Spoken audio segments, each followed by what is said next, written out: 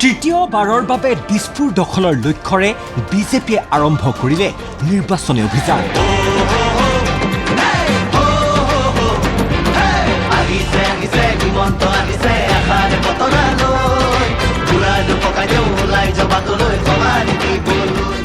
সৰ্বস্তৰৰ জনতাৰ আশীৰ্বাদ বিচাৰি ঢেকীয়াজুলিৰ পৰা আৰম্ভ জন আশীৰ্বাদ যাত্ৰা।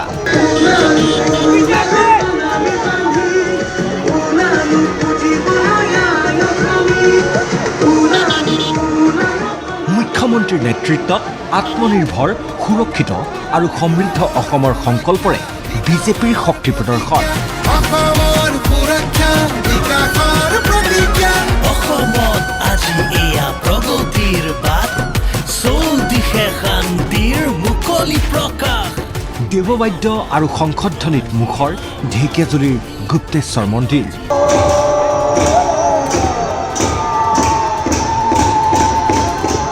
ঢেকীয়াজুলিৰ পবিত্ৰ গুপ্তেশ্বৰ মন্দিৰত পূজা অৰ্চনা আৰু সাষ্টাংগ প্ৰণিপাত জনাই মুখ্যমন্ত্ৰী ডক্টৰ হিমন্ত বিশ্ব শৰ্মাৰ নেতৃত্বত আজি আৰম্ভ হ'ল বিজেপিৰ জন আশীৰ্বাদ যাত্ৰা। চৌদিশে লোকাৰণ্য, পুষ্পবৃষ্টি।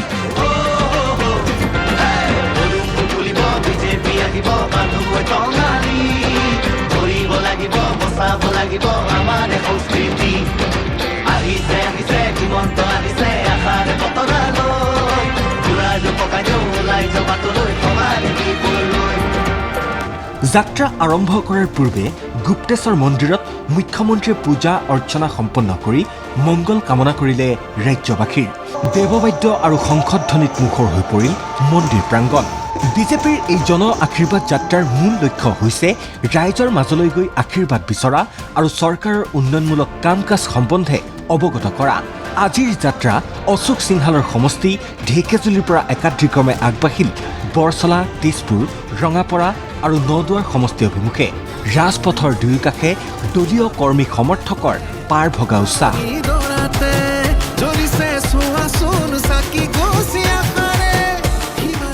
ৰাজ্যৰ সামগ্ৰিক উন্নয়ন আৰু আগন্তুক লক্ষ্য পূৰণৰ বাবে ৰাইজৰ আশীৰ্বাদ আৰু সমৰ্থন বিচৰাই এই যাত্ৰাৰ মূল লক্ষ্য বুলি কৈ মুখ্যমন্ত্ৰীৰ আহ্বান, বিজেপিক চৰকাৰ গঠন কৰিবলৈ আকৌ এবাৰ সুযোগ দিয়ক।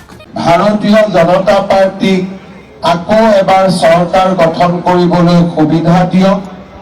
আমি অসমক বিকাশৰ বাটেৰে লৈ যাম, অনিৰুদ্ধ গতিৰে লৈ যাম। অসমক আমি সুৰক্ষিত কৰিম আৰু অসমখনক ভাৰতৰ ভিতৰতে আমি এখন সৰ্বশ্ৰেষ্ঠ ৰাজ্য হিচাপে নিৰ্মাণ কৰিম।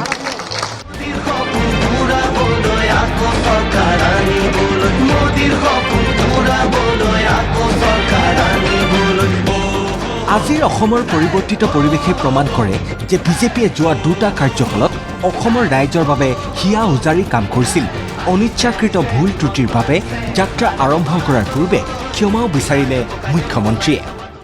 যিমান সম্ভৱ হয় আমি অসমৰ ৰাইজৰ বাবে কাম কৰাৰ বাবে প্ৰচেষ্টা কৰিছিলোঁ আৰু আজি অসমৰ পৰিৱৰ্তিত যি পৰিৱেশ, বিকাশৰ যি প্ৰতিচ্ছবি, সি প্ৰমাণ কৰে যে যোৱা 10টা বছৰত আমি অসমৰ ৰাইজক হিয়া উজাৰি সেৱা কৰাৰ প্ৰচেষ্টা কৰিছিলোঁ। কৰিব বিচৰা কাম বা আপোনালোকে আশা কৰা ধৰণে হয়তো বহুত কাম আমি কৰিব পৰা নাই, কিন্তু আমি চেষ্টাৰ ত্ৰুটি কৰা নাছিলোঁ আৰু তাৰ ফলতেই আজি আমি এখন পৰিৱৰ্তিত, বিকশিত, সুৰক্ষিত অসম আজি আমি দেখা পাইছোঁ। দৰিদ্ৰজনৰ কল্যাণ, আমাৰ মধ্যবিত্তসকলৰ কল্যাণ, কৃষক, শ্ৰমিক সকলোৰে বাবে আমি একেলগে কাম কৰিম। অসমৰ সুৰক্ষা, বিকাশৰ প্ৰতিজ্ঞা, অসমৰ সুৰক্ষা। মুখ্যমন্ত্ৰীক মঞ্চলৈ আদৰণি জনোৱাৰ পূৰ্বে হাজাৰ হাজাৰ কৰ্মী সমৰ্থকক উদ্দেশ্যি বিজেপিৰ ৰাজ্যিক সভাপতি দিলীপ শইকীয়াই ক'লে, আমাৰ পৰিচয় আমি হেৰাই যাবলৈ দিব নোৱাৰোঁ। ব্যাখ্যা কৰিলে বিজেপিৰ জন আশীৰ্বাদ যাত্ৰা আৰম্ভ কৰাৰ উদ্দেশ্য। অসমৰ ৰাইজৰ আশীষ বিচাৰি এখন সুৰক্ষিত আৰু বিকশিত অসম নিৰ্মাণৰ বাবে আমাৰ যি এই যাত্ৰা নিশ্চিতভাৱে ৰাজনৈতিক সামাজিক সাংস্কৃতিক সকলো ক্ষেত্ৰত এক সুদূৰ প্ৰসাৰী নিশ্চয় প্ৰভাৱ পেলাব আৰু সমাগত বিধানসভা নিৰ্বাচনত ভাৰতীয় জনতা পাৰ্টি NDA পুনৰ এবাৰ ৰাজ্যখনত ৰাইজৰ আশীৰ্বাদত তৃতীয়টো কাৰ্যকালৰ বাবে চৰকাৰ গঠন কৰিবৰ কাৰণে জনতাৰ আশীৰ্বাদ নিশ্চয় পাবলৈ সক্ষম হ'ব। এই 9 দিনৰ ভিতৰত আমি প্ৰায় 35-37টা সমষ্টি আমাৰ এই যাত্ৰাই সামৰি ল'ব আৰু লক্ষাধিক লোকক নতুন নিতৌ মুখ্যমন্ত্ৰী ডাঙৰীয়াই লগ পাব, আশীৰ্বাদ ল'ব।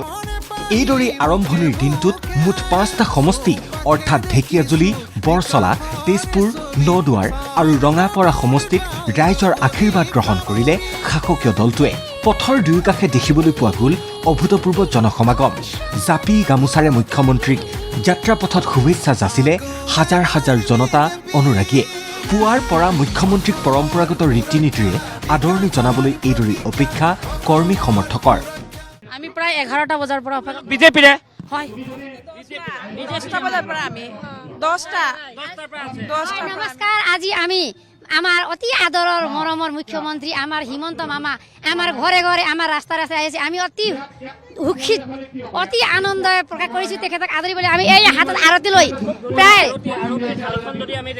হয় হয় হয় আমাৰ এই ট্ৰেডিশ্যনেল এইটো আমাৰ কালচাৰৰ থুঙে ফুল বুলি কয়, ছয়পাত্ৰী ফুল, আৰু এইটো মখামলি ফুল বুলি কয় আমাৰ কালচাৰৰ ফুল। তেখেতক আদৰিবৰ কাৰণে অতি আদৰেৰে আমি আগ্ৰহেৰে বাট চাই আছোঁ। 1.5 লাখ বিঘা ভূমি ঘূৰাই পালো আমি। জন আশীৰ্বাদ যাত্ৰাৰে নিৰ্বাচনৰ অভিযান আৰম্ভ বিজেপিৰ। প্ৰতিদিনে কমেও 1 লাখ লোকক স্পৰ্শ কৰাৰ লক্ষ্য লৈছে দলটোৱে। মুখ্যমন্ত্ৰীক আদৰণি জনোৱাৰ পূৰ্বে বৰছলাৰ বিধায়ক গণেশ লিম্বুৱে ক'লে, দূৰৰ পৰা ওলাই আহিছে।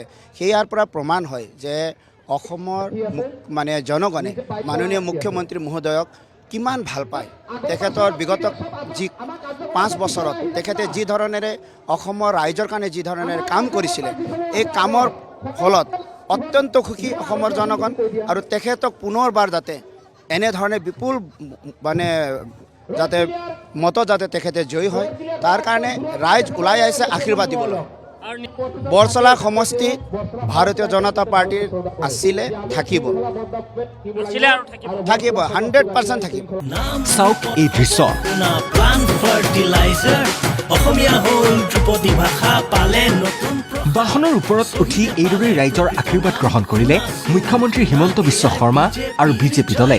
হাতত গদালৈ হনুমানৰ ভেষত মুখ্যমন্ত্ৰীক সমষ্টিলৈ আদৰণি জনালে বৰছলাৰ কৰ্মী সমৰ্থক আৰু অনুৰাগীসকলে।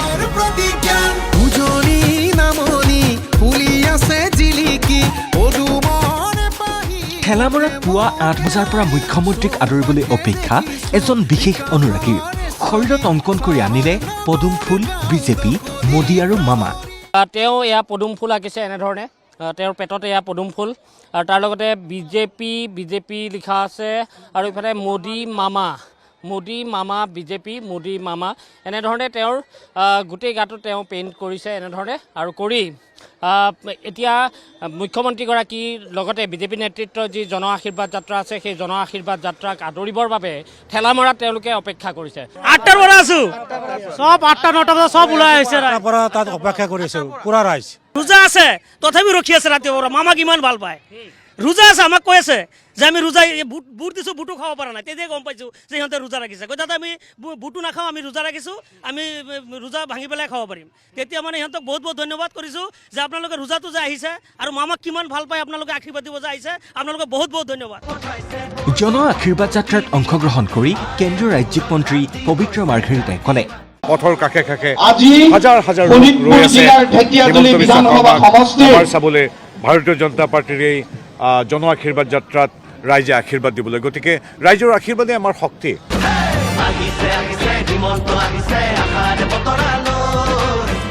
ৰাইজৰ আশীৰ্বাদ বিচাৰি কাইলৈ অৰ্থাৎ 1 মাৰ্চত জাগিৰোড, মৰিগাঁও, ৰহা, নগাঁও আৰু বৰহমপুৰ সমষ্টিলৈ যাব বিজেপি নেতৃত্ব।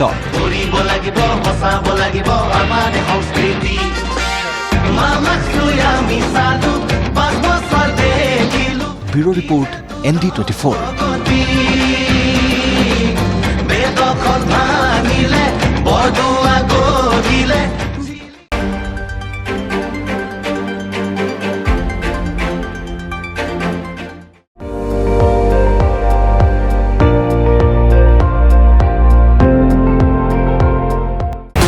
আপুনি চাই আছে ND24 সৰ্বশ্ৰেষ্ঠ নহয় সৰ্বোত্তমৰ দৌৰত।